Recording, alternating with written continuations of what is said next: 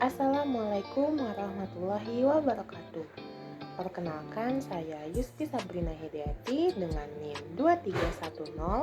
23101162200025. Di sini saya akan memaparkan tentang tataran materi linguistik, yaitu fonologi, morfologi, sintaksis, wacana, semantik, dan pragmatik. Video ini saya buat untuk memenuhi tugas akhir mata kuliah linguistik umum yang diampu oleh Ibu Dr. Nur Cahaya MPD. Langsung saja ke pembahasan materi yang pertama, yaitu fonologi. Fonologi adalah ilmu bidang linguistik yang mempelajari, menganalisis, dan membicarakan runtunan bunyi-bunyi bahasa. Secara etimologi, terbentuk dari kata fon, yaitu bunyi, dan logi, yaitu ilmu. Secara umum, fonologi adalah ilmu yang di dalamnya mempelajari bagaimana bunyi ujar manusia membentuk pola dan bagaimana pola-pola tersebut menunjukkan sistem tertentu.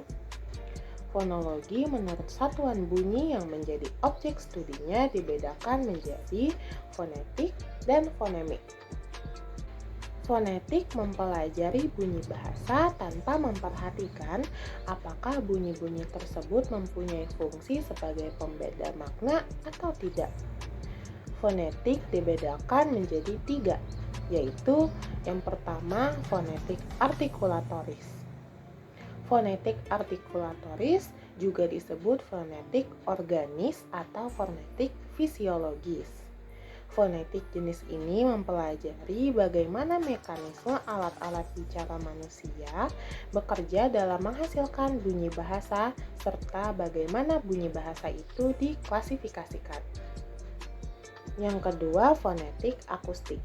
Fonetik akustik mempelajari bunyi bahasa sebagai peristiwa fisis atau fenomena alam.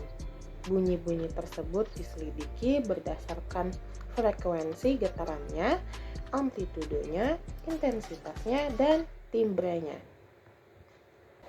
Yang ketiga, fonetik auditoris. Fonetik auditoris mempelajari bagaimana mekanisme penerimaan bunyi bahasa itu diterima oleh telinga kita. Contoh fonetik, misalnya bunyi I pada kata intan, angin, dan batik adalah tidak sama. Begitu juga bunyi P pada kata Inggris pace, space, dan map juga tidak sama. Ketidaksamaan bunyi I dan bunyi P pada deretan kata tadi itulah yang menjadi salah satu contoh objek atau sasaran studi fonetik. Dalam kajiannya, fonetik akan berusaha mendeskripsikan perbedaan bunyi-bunyi itu serta menjelaskan penyebabnya.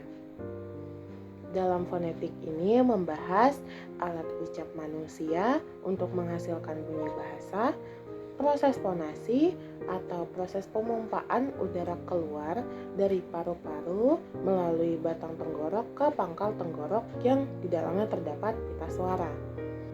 Tulisan fonetik, unsur suprasegmental, dan silabel atau suku kata, yaitu bagian ritmis terkecil dalam suatu arus ujaran. Ada juga klasifikasi bunyi yang mana terbagi lagi menjadi klasifikasi vokal, yaitu diklasifikasikan berdasarkan posisi lidah dan bentuk mulut. Ada juga diftong atau vokal rangkap, yaitu ketika posisi lidah dalam memproduksi bunyi pada bagian awal dan bagian akhirnya tidak sama. Ada juga klasifikasi konsonan, adalah bunyi konsonan yang dibedakan menjadi 3 patokan, yaitu ada posisi pita suara, tempat artikulasi, dan cara artikulasi. Objek studi fonologi yang kedua yaitu fonemik. Fonemik adalah cabang studi fonologi yang mempelajari bunyi bahasa dengan memperhatikan fungsi bunyi tersebut sebagai pembeda makna. Fonemik berisi bahasan tentang identifikasi fonem, yaitu untuk membedakan makna kedua satuan bahasa. Alofon yaitu identitas alofon yang hanya berlaku pada satu bahasa tertentu. Ada juga klasifikasi fonem, ada fonem vokal dan fonem konsonan. Ada khazanah fonem, yaitu banyaknya fonem yang terdapat dalam satu bahasa. Perubahan fonem, yaitu ucapan sebuah fonem yang berbeda-beda sebab tergantung pada lingkungannya. Lalu yang terakhir ada fonem dan grafem, yaitu satuan bunyi bahasa terkecil yang fungsional atau dapat membedakan makna kata. Tataran linguistik yang kedua yaitu morfologi. Morfologi ialah cabang studi linguistik yang di dalamnya mempelajari bentuk kata, perubahan kata, dan dampak dari perubahan kata terhadap arti dan kelas kata. Kajian morfologi berfokus pada pembentukan dan perubahan kata. Sebagai objek kajian, kata dipandang sebagai sebuah konstruksi atau bangunan yang dibentuk atas elemen-elemen yang secara internal menampakkan adanya struktur atau relasi antar elemen. Dari proses penciptaannya, kata-kata memiliki elemen pembentuk yang dapat berupa leksem, proleksem, afiks, partikel, atau klitik. Dilihat dari perspektif analisis atau pemahaman terhadap kata sebagai sebuah konstruksi, kata-kata itu bisa terdiri atas elemen atau elemen-elemen yang disebut morfem. Nah, morfem ini terbagi lagi menjadi beberapa macam. Yang pertama ada morfem bebas dan morfem terikat. Morfem bebas adalah morfem yang tanpa kehadiran morfem lain dapat muncul dalam pertuturan. Dalam bahasa Indonesia misalnya bentuk kata pulang, makan, rumah, dan bagus. Nah, kata tersebut termasuk dalam morfem bebas. Kita dapat menggunakan morfem-morfem tersebut tanpa harus menggabungkannya terlebih dahulu dengan morfem lain. Sebaliknya, yang dimaksud dengan morfem terikat adalah morfem yang tanpa digabung dahulu dengan morfem lain, maka tidak dapat muncul dalam pertuturan. Misalnya imbuhan ber, meng, dan kan. Morfem tersebut harus terikat dengan morfem lain agar bisa berdiri dalam sebuah kalimat. Misalnya berteduh, menganalisis, dan sebutkan. Jenis morfem yang kedua ada morfem segmental dan morfem suprasegmental. Semua morfem yang berwujud bunyi adalah morfem segmental, sedangkan morfem suprasegmental adalah morfem yang dibentuk oleh unsur-unsur suprasegmental seperti tekanan, nada, durasi, dan sebagainya. Yang ketiga ada morfem beralomorf zero. Morfem ini adalah morfem yang salah satu alomorfnya tidak berwujud bunyi segmental maupun berupa prosodi, melainkan kekosongan. Yang keempat ada morfem bermakna leksikal dan morfem tidak bermakna leksikal. Morfem bermakna leksikal adalah morfem-morfem yang secara inheren telah memiliki makna pada dirinya sendiri tanpa perlu berproses dulu dengan morfem lain. Sebaliknya, morfem tak bermakna leksikal tidak mempunyai makna apa-apa pada dirinya sendiri. Tataran metode selanjutnya adalah sintaksis.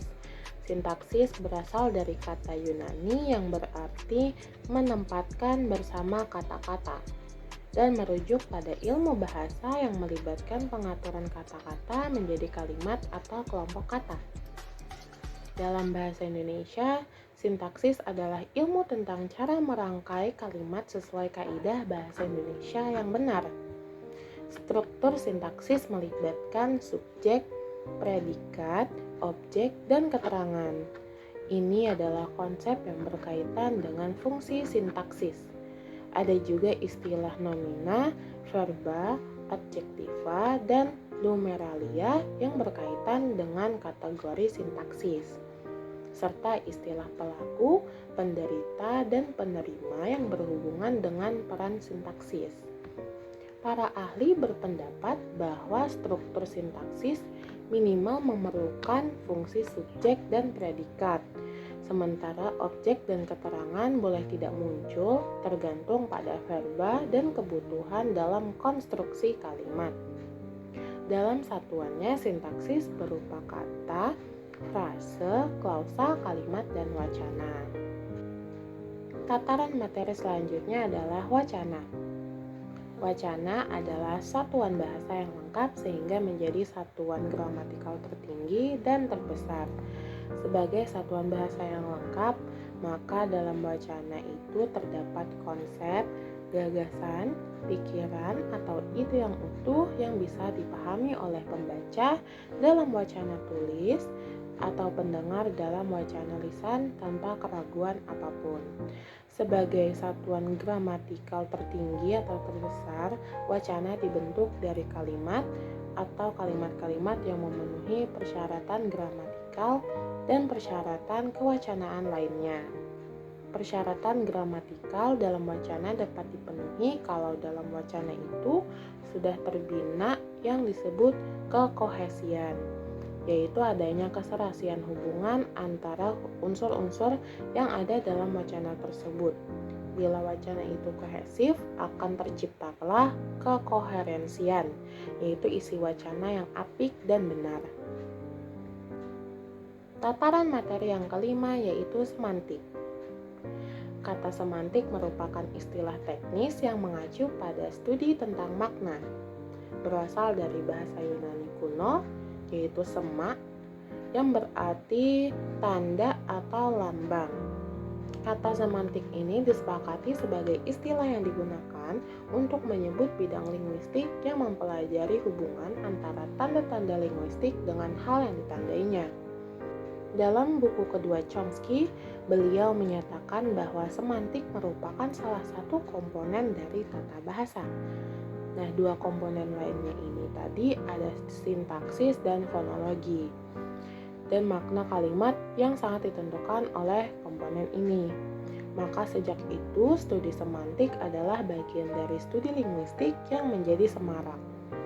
Dalam struktural semantik, kata kuncinya adalah struktur dan hubungan.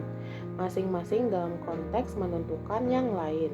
Kata struktur melalui kata sifat yang sesuai struktural ini telah memberikan label strukturalisme yang membedakan dari pramodern linguistik dan modern linguistik.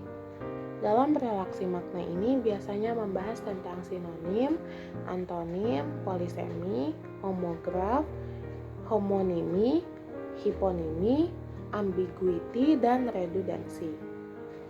Akhirnya kita masuk ke pembahasan tataran linguistik yang terakhir, yaitu pragmatik.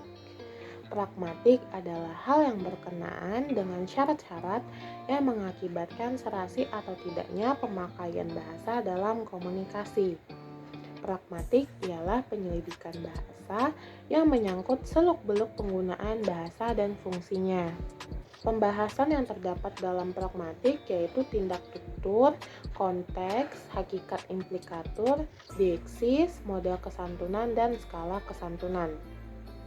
Di sini saya akan menjelaskan sedikit dari pembahasan dalam pragmatik, yaitu tindak tutur adalah teori yang mengkaji makna bahasa yang didasarkan pada hubungan tuturan dengan tindakan yang dilakukan oleh penutur kepada mitra tuturnya dalam berkomunikasi. Artinya, tuturan baru bermakna jika direalisasikan dalam tindakan komunikasi nyata.